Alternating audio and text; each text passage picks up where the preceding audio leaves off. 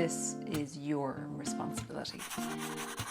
Hi everyone, welcome back to my channel. My name is Carla. If you're new here, I lost over 180 pounds, and on the internet I share how I did it, both the mental health aspect as well as the physical weight loss. I also share my life after weight loss, and if that's the kind of thing that you like, make sure you hit that subscribe button.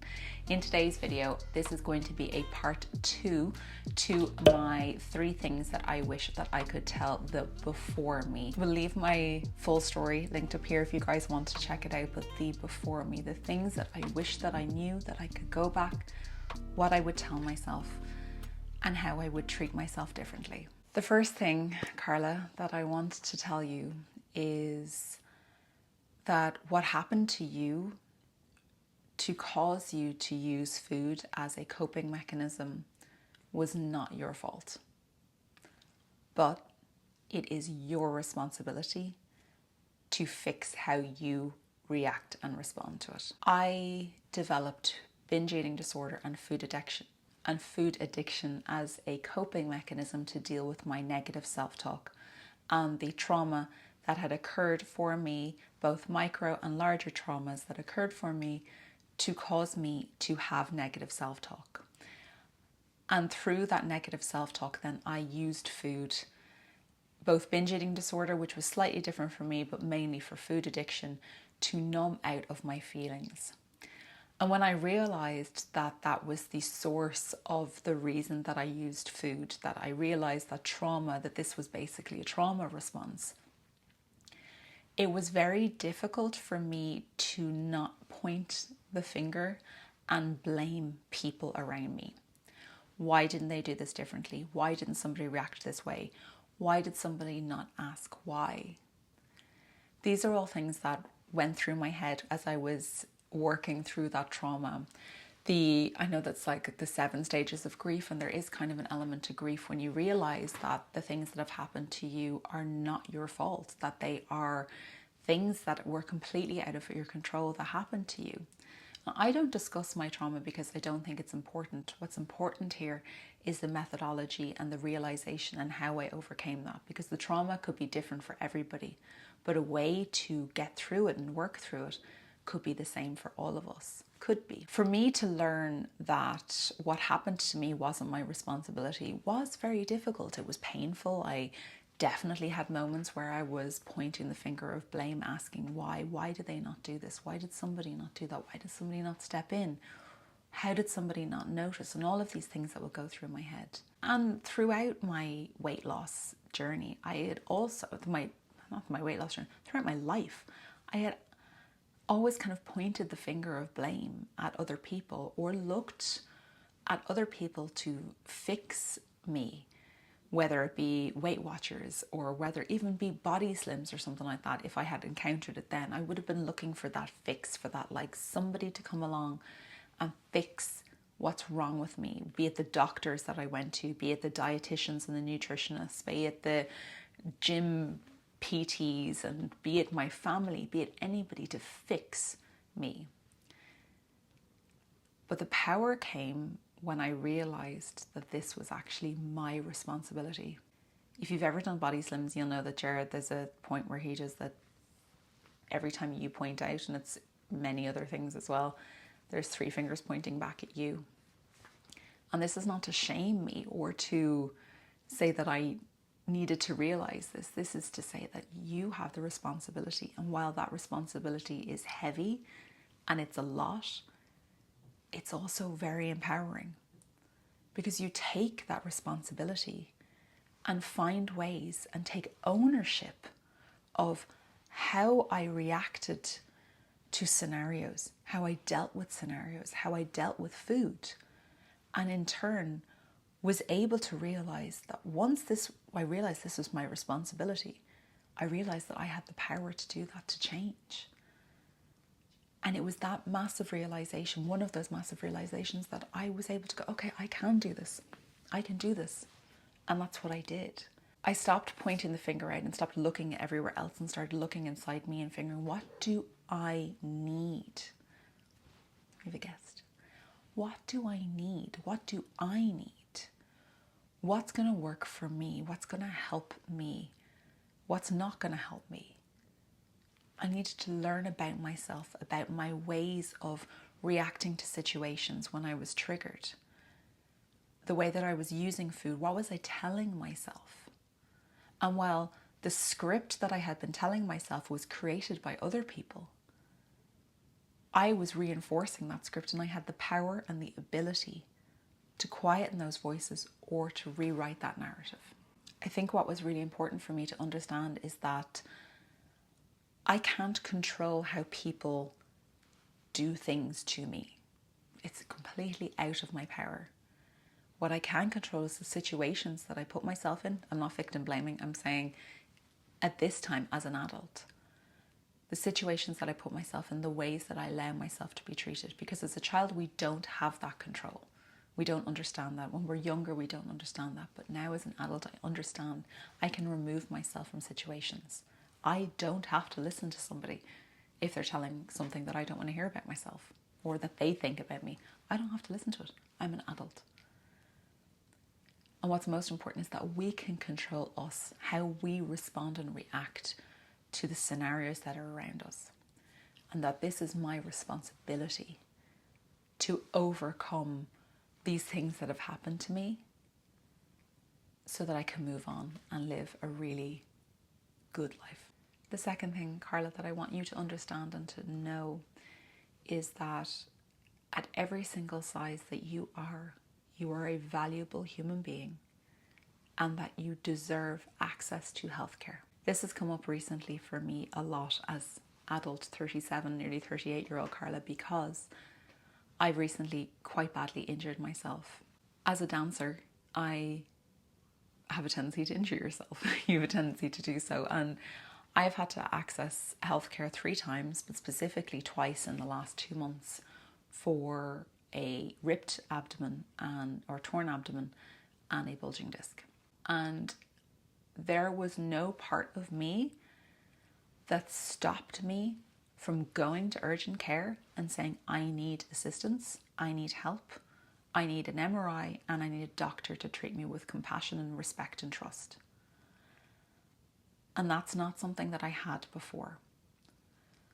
I injured myself, and within 2 days for the first instance, I was in urgent care, and the next day in the second instance, I was in urgent care.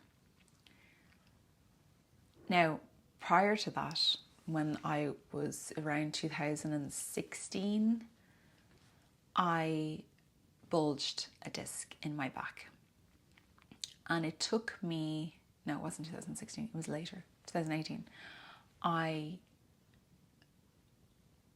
In 2018, I bulged a disc in my back, and it took me weeks to access healthcare.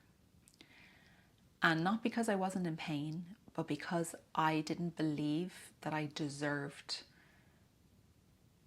the respect and treatment, because I knew that I was going to be blamed for my injuries because of my weight. And even if that was the case, even if the person treating me didn't treat me with respect, I still know now that I deserved that treatment. Not the disrespect, but I deserved to access healthcare. I remember sitting in my doctor's office, and my doctor is a wonderful man, but I had to access him first to get to the MRI to be seen the next levels. And I was sitting in the chair trying to make myself, I was like moving my body in the way that hurt, because I wanted to ensure that they could see that there was something genuinely wrong with me. I wanted to make it worse so that they didn't just fob it off and, blame my weight on it, that I had an actual injury. It took me to that level to seek treatment, something that I deserved to have and that all of us deserve to have. But for some reason, I didn't believe I did. So that is what I want younger Carla to know, is that at every single size that she has been, she is deserving of healthcare and treatment and respect from medical professionals. And the third thing that I want you to know, little Carla, is a secret to the world. is something that is not only applicable to weight loss or to your weight, but it is applicable in every single instance in your life and everything, every goal that you want to achieve and everything that you want to achieve. And that is that the key to everything is consistency. I used to live with a chip on my shoulder because I believed that everybody else who achieved anything in their life did it because, or was successful because of nepotism, or they were successful because of a silver spoon. Sorry, all the, I think the cliches I'm coming out with today. They were born with a silver spoon. Their father knew somebody. They were connected in some way, that they were lucky. It was because they were skinny. And everybody else's success was determined by factors external to them. I didn't believe that it was anything to do with what they did. And I know now that, of course, there are instances of nepotism and all these kind of things that I've mentioned, but the majority of people, the majority of every one of us, the normal folk, day-to-day people, if we do something consistently and we move in the direction towards that, we can achieve things. And that not giving up is one of the most important things that we can do for ourselves, especially when times get tough, is to continue to push and to go and to keep on going and not to give up on the first hurdles, because that's what I used to do. I would, especially with weight loss, every time there was the first hurdle or there was the first event or there was the first pizza thrown in front of me or whatever it was. And funny enough, I mention pizza all the time just because it's like a universal thing. I was never really that into pizza when I was younger. But it was those things that were like, every time that there was a first hurdle, that was like, I would just throw in the towel. I would just be like, I can't, no, I'm done. Like, this isn't for me. I would see people achieve things in their careers or in school, and I would think that was just because they were born smart. And it'd almost be like a get out of jail free card for me. Oh no, that is because they did this. That's why they got that. It's because they were born like this.